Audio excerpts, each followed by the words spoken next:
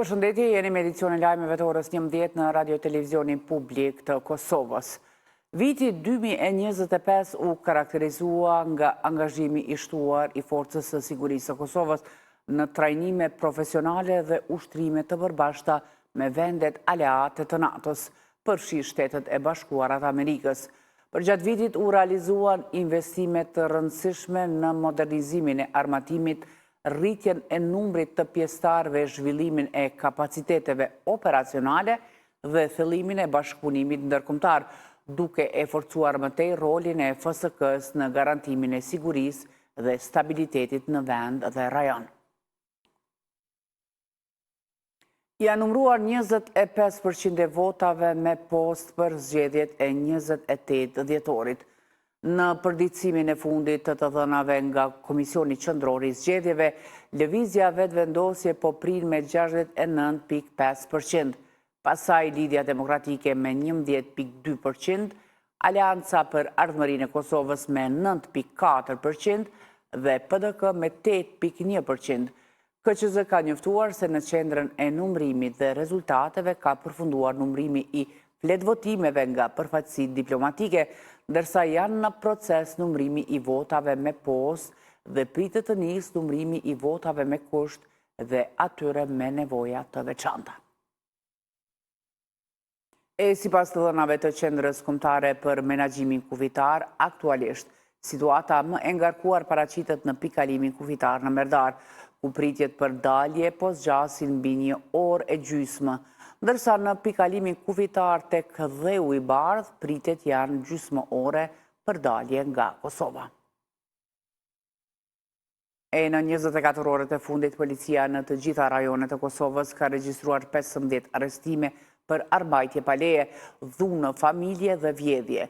Një vajzë e mitur u lëndua nga një predh në një rast tentativ vrasjeje në Gjakov, ndërsa disa persona janë në Arrati. Policia ka sekuestruar armë, karikator dhe fishek, duke theksuar se hetimet për rastet e zjarrvënies dhe vjedhjeve të rënda vazhdojnë.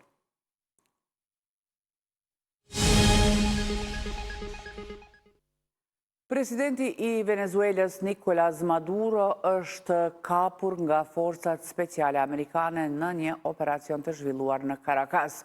Ai dhe bashkëshortja e tij Cilia Flores u transferuan në Shtetet e Bashkuara dhe mbërritën në bazën ajrore Stewart në New York, ku më pas u dërguan në zyrat e DEA-s në Manhattan.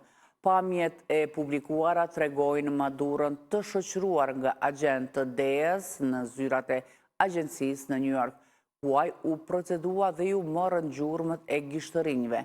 Në një video të shpërndrar nga shtëpia e bardhë, faqja zyrtare e reagimit të shpejt X, ai dëgjohet duke thënë gëzuar vitin e ri. Dhe pas realizimit të arrestimit të Maduros, presidenti amerikan Donald Trump ka njoftuar se SBA do ta udhëheqë përkohësisht Venezuelën, duke garantuar një tranzicion të sigurt dhe të drejtë për vendin, ndërsa autoritetet gjyqësore do të përballen me Maduros për akuza të lidhura me narkoterrorizmin dhe trafikimin e drogës. Trump e ka cilësuar operacionin si të jashtëzakonshëm, duke theksuar përdorimin e forcës nga ajri, toka dhe deti, si dhe prezicionin e lartë të forcave amerikane pa asnjë humbje njerëzore apo materiale.